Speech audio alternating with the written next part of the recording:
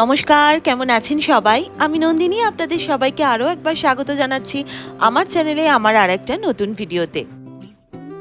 আজকে শুক্রবার আর ঘড়িতে সময় ওই বেলা 12টা মতো বাজে। সকাল থেকে ভিডিওটা শুরু করতে আজকে সত্যিই পারিনি। তার কারণ হচ্ছে যে আপনারা তো জানেন আমার বাড়িতে আমার দুজন সিনিয়র সিটিজেন রয়েছেন, আমার মা এবং আমার শ্বশুরমশাই। তো তাদের আজকে একটু ছিল মেডিকেল চেক আপ। তো ভোরবেলায় উঠে রান্না টান্না করে মেয়েকে স্কুলে দিয়ে হাজব্যান্ড অফিসে বেরিয়ে যাওয়ার পর আমি তাদের সমস্ত চেক আপ করিয়ে নিয়ে ঘরের যে আমার টুকটাক কাজগুলো থাকে সেগুলো করে নিয়ে তারপরে আমি স্নান করে পুজো করছি। আমার এখনো পর্যন্ত ব্রেকফাস্ট হয়নি, কিন্তু মা আর বাবার কিন্তু অলরেডি ডান।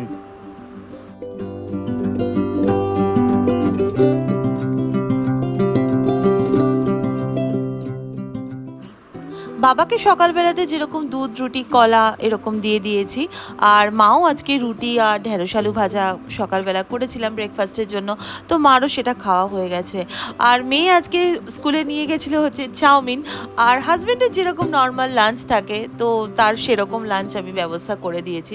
তো সব কিছু করে টোরে নিজে একটু ব্রেকফাস্ট করে এবার চলেছি একটুখানি মেয়েকে আনতে স্কুল থেকে। সামার ভ্যাকেশন তো ওভার, মেয়ের স্কুলও খুলে গেছে, একদম পুরো দোস্ত স্কুল চলছে। প্রথম 2-3 দিন ওই একটা প্রচণ্ড টেম্পারেচার বেড়ে যাওয়ার জন্য স্কুলটা একটু তাড়াতাড়ি ছুটি হচ্ছিল, কিন্তু এখন আবার নর্মাল টাইমেই ছুটিটা হচ্ছে। তারপরে ফিরে এসেছি, আর আজকে আপনাদের সাথে তো সেরকম কিছু রেসিপি শেয়ার করিনি। রোজ যেরকম ঘরোয়া রান্না হয় আজও তাই হয়েছে। তো আজ আমাদের লাঞ্চ মেনুতে কী ছিল সেটা আপনাদের একবার দেখিয়ে দিই। ছিল ভাত, পটল ভাজা, আর এটা হচ্ছে উচ্ছে কুমড়ো বেগুন দিয়ে একটা তরকারি টাইপের, মানে তেঁতোর তরকারি বলতে পারেন। আর তার সাথে ছিল হচ্ছে মুসুর ডাল, আর করেছিলাম সর্ষে দিয়ে পাবদা মাছ। একেবারেই সিম্পল, যেটা বেঙ্গলি লাঞ্চ থালি বলতে পারেন। আসলে কালিয়া কোপ্তা রোজ রোজ বানালে বাড়ির লোকজন কেউ খাবে না, কারণ বাড়িতে যে দুজন রয়েছেন না তাদের সত্যি অন্যরকম খাবার থেকে তারা এই ঘরোয়া খাবারটাই পছন্দ করে। তবে যখন আমি বিরিয়ানি পোলাও এসব বানাই তখন যে তারা খান না এরকম না, খান, কিন্তু নর্মাল যে ঘরোয়া খাবারটা হলে মা এবং বাবা দুজনে কিন্তু একটু বেশি খুশি হয়। আর এই হচ্ছে সেই আইসক্রিমটা যেটা আমি আপনাদের সাথে শেয়ার করেছিলাম রেসিপিটা জামাই ষষ্ঠীর ব্লগটাতে।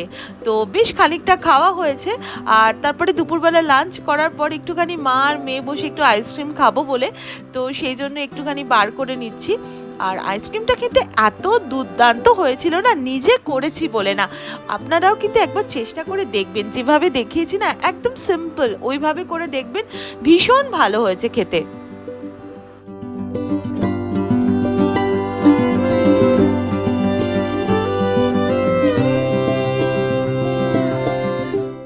মেয়ে আইসক্রিম খেয়ে ঘুমিয়ে পড়েছে, আর মাও মার ঘরে রেস্ট নিচ্ছে, বাবা বাবার ঘরে রেস্ট নিচ্ছে, সবাই এখন রেস্ট মোডে রয়েছে, আমি শুধু একা জেগে রয়েছি। তো আমি ভাবলাম যে এই সময়তে আপনাদের সাথে একটা রেসিপি শেয়ার করি। তো এটা বানাচ্ছি আজকে মুগ ডালের যে মাটরি বলতে পারেন, মানে নিমকির মতো হয় জিনিসটা। এটা ইউপি সাইডে খুব চলে, ইউপি, বিহার, হরিয়ানা, পাঞ্জাব, আগ্রা, গাজিয়াবাদ এইসব সাইডে কিন্তু চায়ের দোকানে না মানে বিস্কুটের থেকে মাট্রিটাই বেশি পাওয়া যায় আমি দেখেছি, এবং প্রত্যেকটা বাড়িতেও কিন্তু প্রত্যেকে এইভাবে এগুলো বানিয়ে রাখে। এটা মানে খুব টেস্টি হয় খেতে, এর সাথে একটু মশলা দিয়ে ওপরে ছড়িয়ে নিলে দারুণ টেস্টি হয়। তো ভাবলাম আমার বাড়িতেও যদি এটা বানানো যায়, আমি এটা মাঝে মাঝেই বানাই, এত গরমের জন্য না আর ইচ্ছা করছিল না, কিন্তু তাও ভাবলাম যে না একটু বানাই। তো এটার জন্য মুগ ডালটা যে বেটে নিয়েছি তার মধ্যে অ্যাড করে দিচ্ছি হচ্ছে হিং আর হচ্ছে জিরে, আর এটা হচ্ছে দিলাম জোয়ানটাকে একটু হাত দিয়ে কষলিয়ে দিয়ে দেবো। আর তারপরে অ্যাড করছি আমচুর পাউডার, আর এরপর দেবো হচ্ছে নুন, কাসুরি মেথি, আর দেবো লঙ্কা গুঁড়ো আর হলুদ গুঁড়ো, আর একটুখানি শুকনো লঙ্কা, সেটাকে ভালো করে শুকনো খোলায় টেলে নিয়ে যদি গুঁড়ো করে নেওয়া যায় সেটা এর সাথে অ্যাড করে দিলে সেটাও কিন্তু খুব ভালো টেস্ট হয়।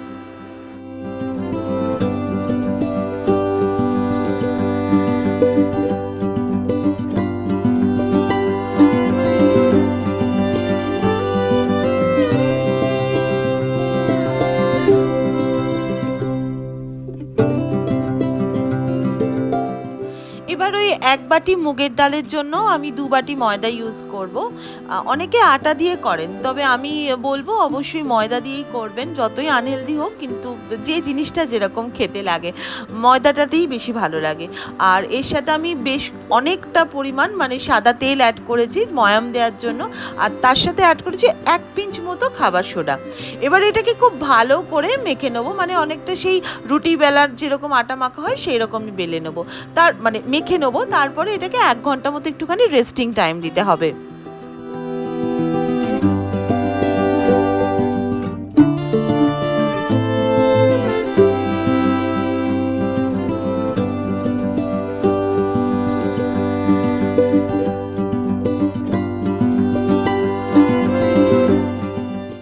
তো ইতিমধ্যে আমার 1 ঘন্টা মতো হয়ে গেছে। তো আমি ভাবলাম যে এবারে এটাকে ভাজাভাজির প্রসেসিংটা শুরু করা যাক। তো একটা কড়া নিয়ে নিয়েছি গ্যাসের ওপরে, এবং তার মধ্যে আমি বেশ অনেকটা পরিমাণ সাদা তেল আমি দিয়ে দিলাম গরম করতে। আর এইটা যেটা বানাচ্ছি এটা একটা স্লারি বলতে পারেন। এটাই হচ্ছে কিন্তু মেন জিনিস। মানে দেখবেন আমরা অনেক সময় যে খাস্তা কচুরি বা বেশ খুব খাস্তা পরোটা যে আমরা খাই, তার মধ্যে কিছুই না এই জিনিসটা ইউজ করে। এটা অনেকটা সাদা তেল, বা যদি কেউ দেশি ঘি ইউজ করতে পারেন সেটাও করতে পারেন।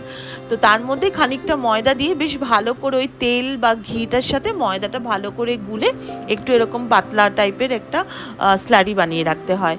আর তারপরে আমি এরকম একটা একটা করে লেচি কেটে নিচ্ছি, নিয়ে সামান্য একটু আটা এর মধ্যে দিয়ে তারপরে বড় করে যেরকমভাবে রুটি বেলি অনেকটা ওই রকমভাবে প্রথমে রুটিটাকে বেলে নেব। আর নিমকি, ফুচকা, তারপরে মাঠরি, এই সমস্ত স্ন্যাক্স বানানোর জন্য না রোলিং যে পিনটা বা বেলুনি যেটাকে বলি আমরা, সেটাকে না যত সরু হয় তত ভালো। অ্যাকচুয়ালি আমার এর থেকে বেশি সরু নেই, তো সেই জন্য আমি এই সরু যে বেলুনিটা সেটাই ইউজ করছি। তো বড় করে বেলে নেওয়ার পর আমি এর মধ্যে স্লারিটা ভালোভাবে লাগিয়ে নিচ্ছি, নিয়ে তারপরে আমরা যেরকমভাবে লাচ্ছা পরোটা বানাই, তো পুরো একদম গোল করে এই রুটিটাকে ফোল্ড করে দিতে হবে।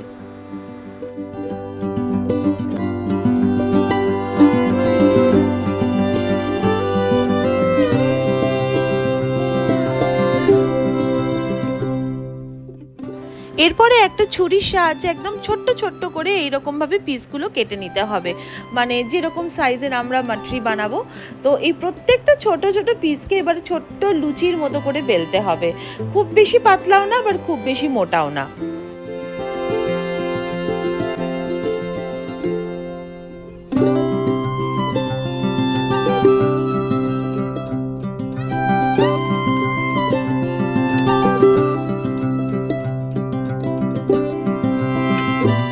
এবারে একটা ছুরির সাহায্যে প্রত্যেকটা যে মাটরিগুলো বেলে রেখেছি তার মধ্যে এইভাবে একটু ফুটো ফুটো করে দিতে হবে। একটা কাঁটা চামচ দিয়েও করা যেতে পারে। এটা কিন্তু মাস্ট, কারণ এটা না করলে এইগুলো পুরো লুচির মতো ফুলে উঠবে, তখন কিন্তু সেটা খেতে ভালো লাগবে না। যাতে খাস্তা হয় তার জন্য এরকমভাবে ফুটো ফুটো করে দিতে হয়। আর তেলটা কিন্তু একদম কম গরম থাকবে, মানে যেটাকে বলা হয় যে আমরা সিঙ্গারা ভাজার সময় যেরকম তেলটা ইউজ করি না, একদম কম গরম তেলটা, মানে অনেকক্ষণ টাইম ধরে ধরে যাতে এটা ভাজা হয় সেটা খেয়াল রাখতে হবে। যত টাইম ধরে ভাজা হবে তত খাস্তা হবে। তো একদিকে আমি একটা ব্যাচ বসিয়ে দিয়েছি ভাজতে, আর আরেকদিকে আমি একবার করে নাড়ছি আর আর কিছুটা আবার বেলে নিচ্ছি।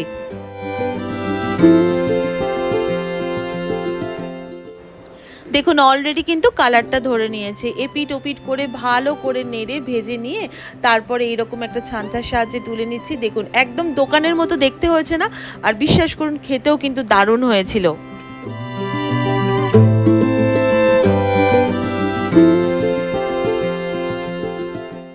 এবারে আমি একটা ব্যাচ যেটা বানাচ্ছি সেটা হচ্ছে আমাদের সেই মিষ্টির দোকানের নিমকির মতো।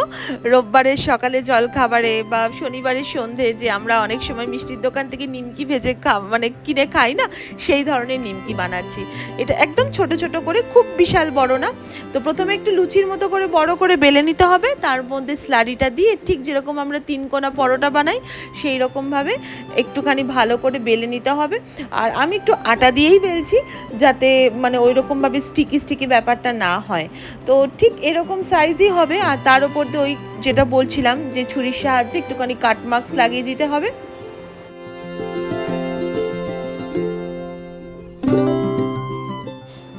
এরপর পরপর আমি সব একটা একটা করে নিমকিগুলো বেলে নেব।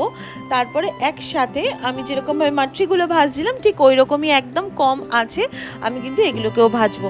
একটা কথা বলে দিই, অনেক সময় হয়তো মনে হতে পারে যে কম তেলে অনেকটা টাইম লাগছে, একটু গ্যাসটা বাড়িয়ে দিই। এটা কিন্তু করবেন না, তাহলে কিন্তু যে মানে ওই ভেতরটা কিন্তু একদম নরম হয়ে থাকবে, মানে ওপরটা শক্ত ভেতরটা নরম, তখন কিন্তু খেতে ভালো লাগবে না। তো তার থেকে সব থেকে ভালো হচ্ছে যে একদম একটু ধৈর্য ধরে মানে ভাজতে বসিয়ে দিই, অন্য কাজ করে নিন। আমিও যেটাম করছিলাম। তো এইভাবে একটু ধৈর্য ধরে করবেন, দেখবেন এত টেস্টি হবে না। আর এই দেখুন আমার নিমকিগুলো কিন্তু একদিক ভাজা হয়ে গেছে, আমি আর একবার উল্টে পাল্টে আর এক দিকটা আমি ভালো করে ভেজে নিচ্ছি। আর বাড়িতে না একটুখানি যদি এরকমভাবে স্ন্যাক্স রেডি করে রাখি, তাহলে কিন্তু সত্যি কথা বলতে কি, এই যে বাচ্চারা চিপস খাচ্ছে, অন্য রকম বাইরের খাবারটা কিনে খাচ্ছে, তাদের যদি দেন না, তাহলে কিন্তু দেখবেন যে তারাও কিন্তু অনেক হেলদি লাইফস্টাইলের মধ্যে থাকবে। আমার বাড়িতেও যে সন্তান রয়েছে, আমার মেয়ে, সেও কিন্তু খুব এই বাইরের চিপস টিপস খেতে পছন্দ করে, কিন্তু আমি যতটা চেষ্টা করি একটু বাড়িতে এরকমভাবে বানিয়ে আমি নিজেও খাবো, বাড়ির সবাইকেও দেবো, তাহলে কি একটু হেলদির মধ্যে থাকা যায়। আর এটা হচ্ছে সব থেকে ইম্পর্টেন্ট পার্ট এই পুরো রেসিপিটার মধ্যে, সেটা হচ্ছে এই যে মশলাটা, এই মশলাটাই কিন্তু হচ্ছে এই নিমকি বা এই মাট্রির মেন টেস্টের ইনগ্রেডিয়েন্টস। এটার মধ্যে কি কি আমি দিয়েছি সেটা একবার বলে দিই।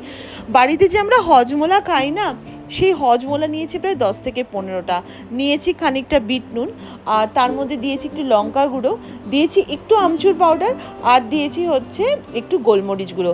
এবার একটা হামানদিস্তার সাহায্যে ভালো করে এই যে হাজমোলার যে ট্যাবলেটগুলো আছে সেগুলোকে ভালো করে গুঁড়ো করে নিচ্ছি, দিয়ে প্রত্যেকটা মশলা একসাথে ভালো করে মিশিয়ে নিচ্ছি।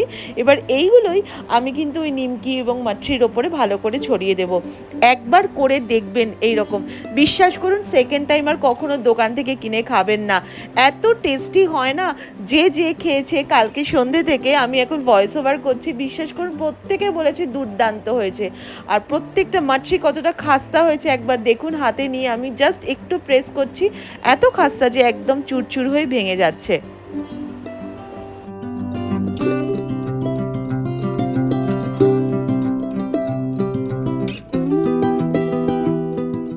এবারে মশলাটা ভালো করে এর ওপর দিয়ে ছড়িয়ে দিয়ে শাফেল করে করে ভালোভাবে মিশিয়ে নিতে হবে। আমি বলবো যে একটু বেশিই দেবেন, কারণ একটু বেশি নুন হলে খেতে খুব ভালো লাগে।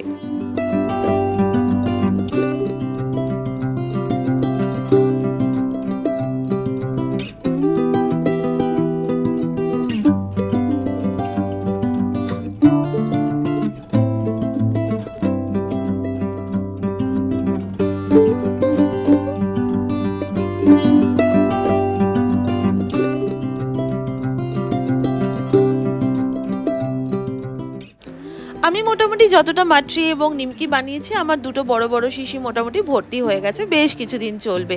এইভাবে বানিয়ে নিন, আর কখনো একটু হিসাব করেও দেখবেন যে খরচ কতটা পড়লো।